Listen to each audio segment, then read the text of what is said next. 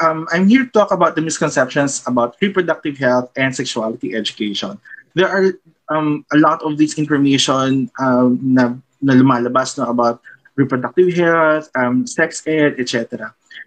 Bago tayo magsimula with those mga misconceptions, lagi kasing naiisip ng mga Pilipino pag sinabi natin sexuality education is just about sex, no? Like having physical or romantic or erotic sex. Yun yung kanilang pagkakaintindi.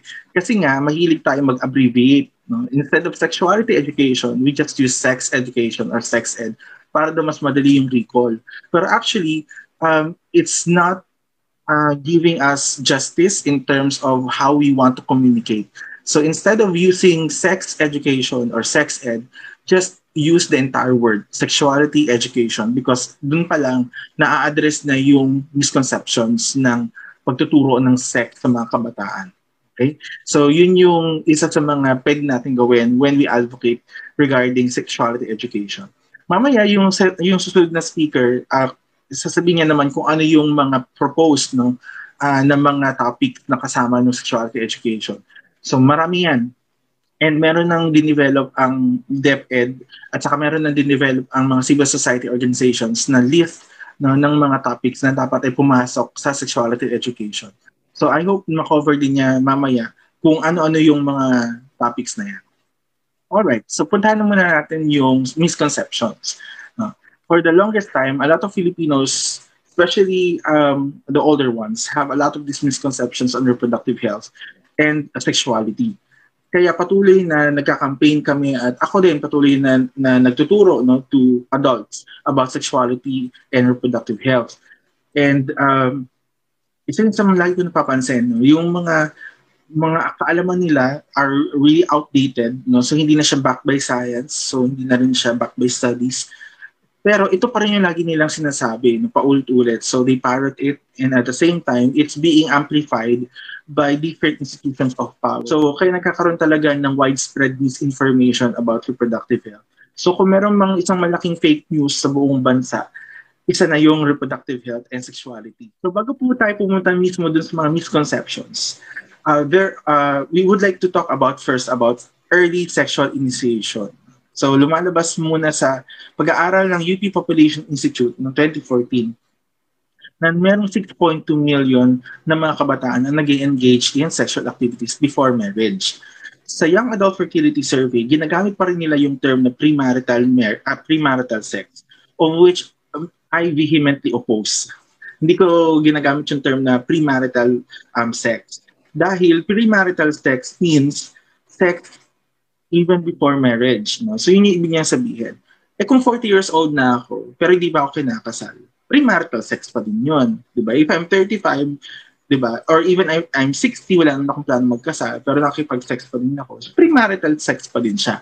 So, kinokorek namin yan lagi, every time, na the term premarital sex is not the term that's used by the medical and the sociological societies. No? That is a term used by religious organizations to actually connote that sex is only in the bounds of marriage. But what we are actually saying, dun sa Young Adult Fertility Survey, dun sa pag-aaral nila, they're actually connoting or they're actually highlighting early sex.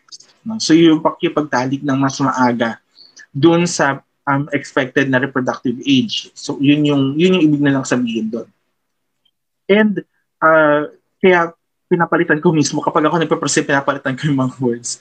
So anyway, so there's an increasing proportion of young people who have begun sexual activities before 18 for both males and females.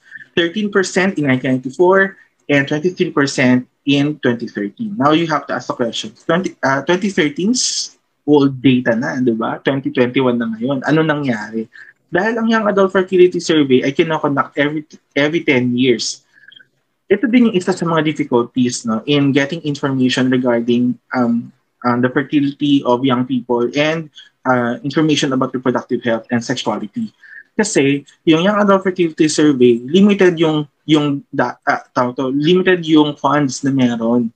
Dahil ginagawa lang siya every 10 years. Kasi nga, yung pera, kulang tayo para gumawa ng isang nationwide census. Kasi nationwide census yung ginagawa dyan eh. Parang ginagawa ng Philippine Statistics Authority. And it's costly, no, to do a nationwide survey if you're going to do it every year.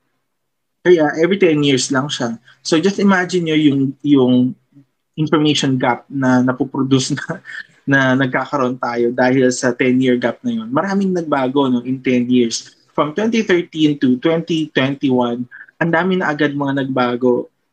Definitely biglang pumasok yung pandemic, so nagkaroon agad ng shift no, in terms of how young people are actually utilizing information, mobility of young people, exposure to sexual harassment, violence. So ang daming mga nag-shift. Definitely dapat ma-update talaga yung Young Adult Fertility Survey.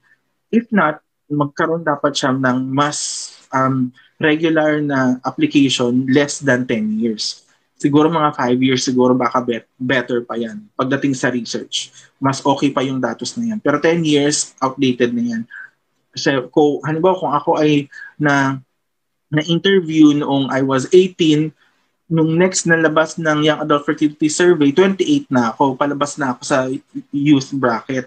If I was interviewed when I was, sabihin natin, 22, 24, so ibig sabihin, nung paglabas noon, 10 years after 34, labas na ako agad sa youth bracket. So ang dami ng changes doon.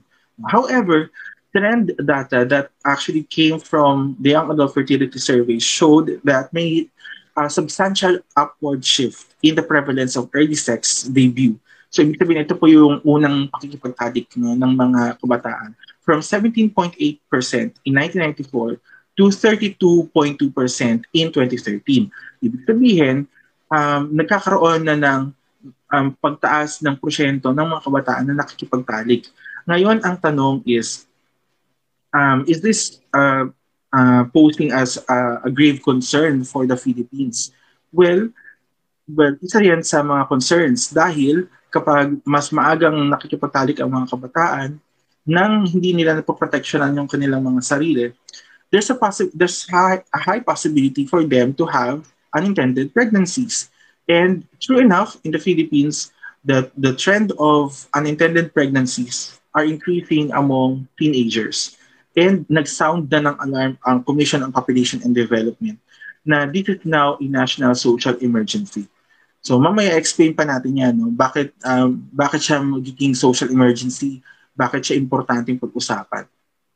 Nag-narrow na rin ang gap no, in the level between males and females. Dati, mas mataas yung sa mga kalalakihan. Ngayon, sa mga kababaihan din, no, humahabol na rin sila sa datos. Ibig sabihin nun, ang mga kabataang babae, mga teenagers na babae, ay nakikipagtalik na rin earlier compared dun sa kanilang mga counterparts. So, ibig sabihin nun, mas na-expose sila no, sa peer pressure, mas nagkakaroon sila ng information about sex, but hindi natin na-verify if their information is correct. And nagkakaroon din sila ng interest to actually practice. No? So, and nagkakaroon ng gap between education and the actual practice. The absence of a comprehensive sexuality education could influence poor health-seeking behavior or low access to RH or reproductive health counseling and services. Dahil meron po tayong comprehensive sexuality education as part of the reproductive health law. It's part of the law, but in terms of implementing it, yun yung absent. Wala pa rin tayong ganun ka-comprehensive na sexuality education.